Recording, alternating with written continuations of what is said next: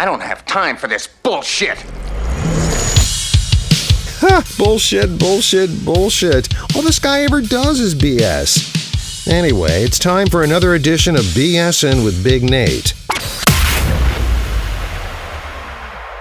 Welcome into another edition of BSing with Big Nate, and I'm very excited for this one. First of all, of course, with college basketball and everything going on in the world, kind of had to put things on a hold for a little bit, and we're coming back with a bit of a bang. I am joined this evening by Jeff Pilson.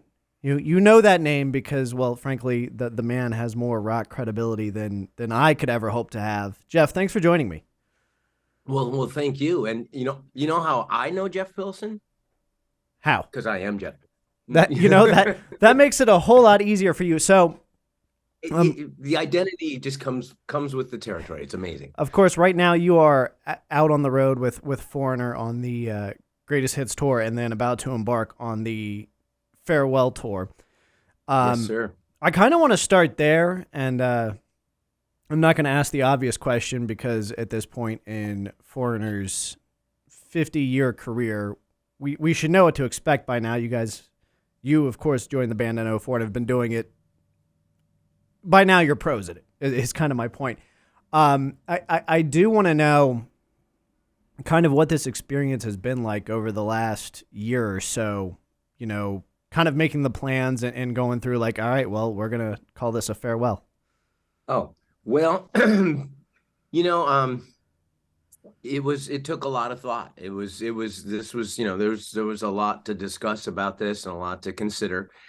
But the main thing was, we just do not want ever this band to be anything less than 100%. And if we feel like this is the peak, then we want to go out strong. We do not want to be one of those bands that you see when you go in there and you go, ooh, that guy shouldn't be singing anymore. We won't do that. I mean, the songs don't deserve it. The audience doesn't deserve it. Mick Jones doesn't deserve it. And frankly, we don't deserve it. We don't want to have to go up there and suck. So anyways, that's the plan. Go out while we're still on top.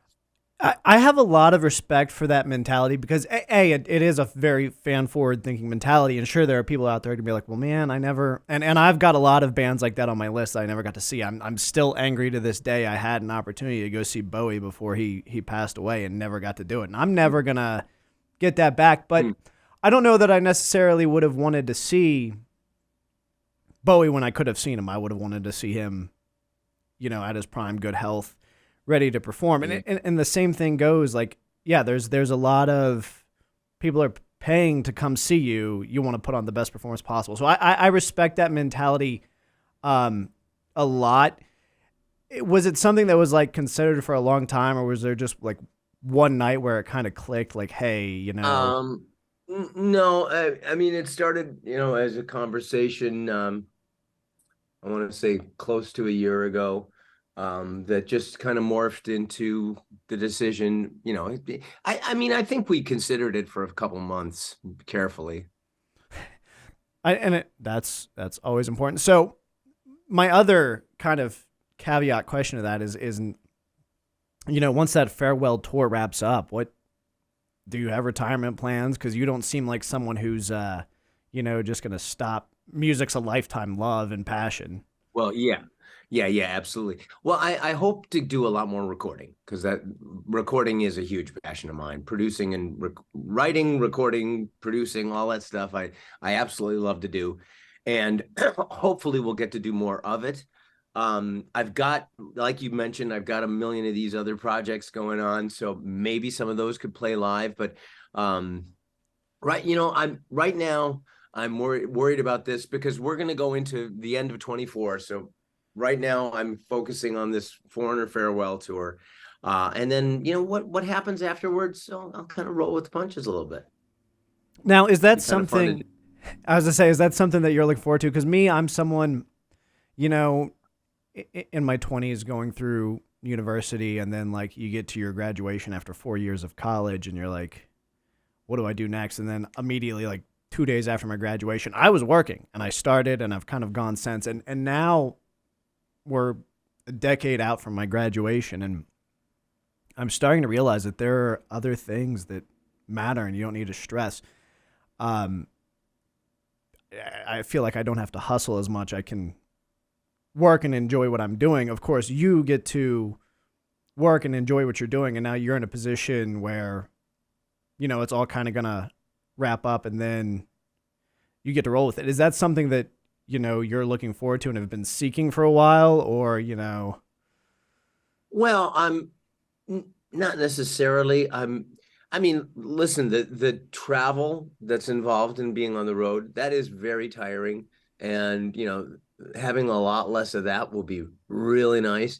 But everything else about, the gig is wonderful, so I will miss a lot of things. It is a bittersweet moment.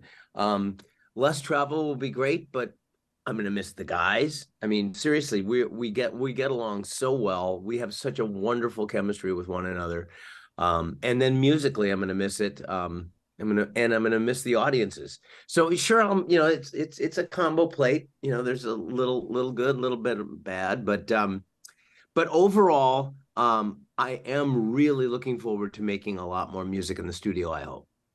Now, from a studio standpoint, I'm someone who likes to come in and create primarily. I hate working to where I've got to fix other people's stuff. And it's just, I'm one of those people who, I can explain something, but you're never going to get it. And then I get frustrated and I'd rather do it myself.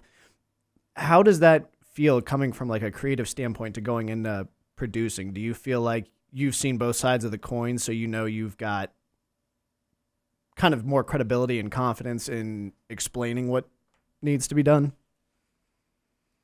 Well, I hope so. I mean, as when I'm producing, I mean, my goal as a producer is always to bring the best out of the artist with their song, with their performances, with their presentation, everything about it. Yeah, and I do believe in myself enough to know what I like and what I don't like and what I think is going to work and what's not going to work. And I'm assuming if they are hiring me that they have some faith in me too. But it's all about instinct and it's all about following your emotions. So I don't really think of it in terms of being confident about my ideas because I just say what I feel. It's like, that's it. And I think a good producer has to be very cognizant of that and know how to work with the artist because it really is about the artist. It's not about the producer. And I think it's important for producers to remember that.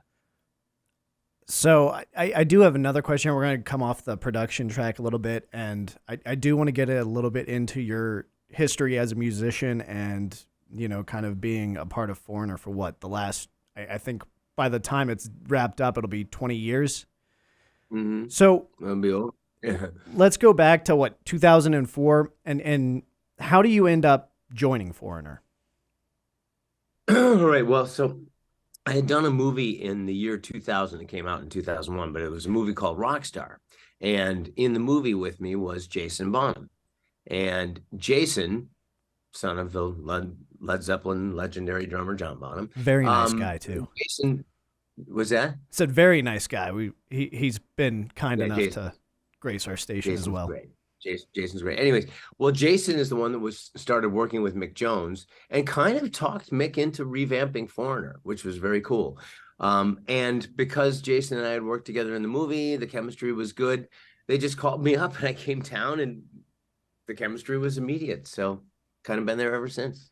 So you mentioned Rockstar, and I had it written down here with a question mark, but because you brought it up, I'm going to go ahead and ignore that question mark. What was that like for you, kind of making transition from being a musician first and foremost to now we're going to be in a movie with Mark Wahlberg at the time? Well, I got to say it was a lot of first of all, it was just so much fun. It was one of the funnest things I've ever done. It was really great because the producer was fabulous, Stephen Herrick. And he wanted the musicians to have fun, and he wanted the musicians to have input. He wanted it to be as realistic as you can get away with in Hollywood. And the actors were having fun because it was music, so it's something kind of different for them. But having said that, I mean, the transition, it's funny. It's a very tedious process making a movie. It's much more fun making records, in my opinion, because it's a little more exciting. But it was fascinating to watch the process. It gave me the craving somewhere down the line. I'd love to try actually acting someday, but if that ever happens, but because I was playing a bass player in Rockstar, a big stretch for me. No, so but it's a great process. It's an interesting process, but I still think music's a better living. I feel like, well, as someone who has a face for radio, I agree with you that working in the music industry is a lot more fun. It's another one of those things where, to me, the most captivating thing in the world, I could deal with like losing my sense of sight. I mean, I've got macular degeneration at 32, so already well down that trail. But if I lost my sense of hearing, I feel like that would just be the absolute like most devastating possible scenario. Yep. And when you're creating something that people are going to, nobody is passively listening usually. Not to music, I don't think. I think there is something that it triggers in your brain that just, even if you're not really paying attention, you are hearing it and kind of taking it in. Yeah, although I think I think a lot of people have let music become more subconscious than conscious of late.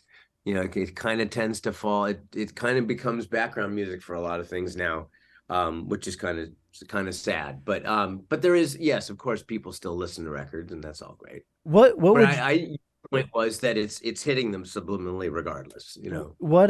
What would you attribute? Because that is something I've noticed, and a conversation I've had with musicians in the past, and I kind of have my thoughts on the matter, and it seems like it's something that echoes. But what would you most attribute to kind of the decline of people being so actively engaged in music? Multimedia, just so much media to consume. There's everything's around you. Our cell phone, think of what's in our cell phone. I mean, it's a computer, the classic, it's better than the computers that they went to the moon with, I mean, all that kind of stuff. Think about what we have. So I think we've just kind of saturated ourselves, taken a little of the mysteriousness out of it, because it's everywhere, and it's all glamorized. So it's, the authenticity of a lot of the music is kind of harder to find now, I think. So, I think it's the multimedia age, and I think that's a sad thing. I 100% agree. And I think a lot of it has to do with in my opinion, is the digitization of music, like you mentioned with the multimedia, the cell phones. But it's something that I kind of made a resolution in my personal life a few years back, is to like actively listen. And if an album's out on vinyl, I'm going to go ahead and pick it up, because there's something about that process of actually like sitting down, you're putting the record on, you've got to flip it. And I think it's great that we have more accessibility, but I definitely do think that that's something that affects people's consumption of media. Yeah. And you say about digital, I mean, I do truly believe that there is something about the digital signal itself which is less pleasing to the ear and makes music fatiguing after a while. When you're doing analog, I don't think that happens anywhere nearly as much. So that probably contributes too. I think in some degrees they tune out music now. Even, you're right, it's going in there subliminally, but they're tuning it out because of, well, I mean, it's been proven digital music it's not 100% real, so there you go. It's very true. I mean, neither's magnetic music. I mean, analog music is also a reproduction. It's not real in the technical sense either. It just seems to be a little bit more pleasant sounding one. It's got warmth and depth. And another thing with the accessibility is I could today, it wouldn't be good. Nobody would listen to it, but I could put together a record today, put it on Spotify, have it there for people to listen to tomorrow. And I think that a lot of the sincerity of that ability kind of also affects the way people capture it mentally. Mm-hmm. I think you're right. But I do want to get back to Foreigner because, well, Sure. frankly, that's why we're talking, and there's a lot of cool stuff going on. So my understanding is this, and I could be wrong. The Greatest Hits tour is wrapping up very shortly, and then it's the farewell tour. How long are you guys taking off?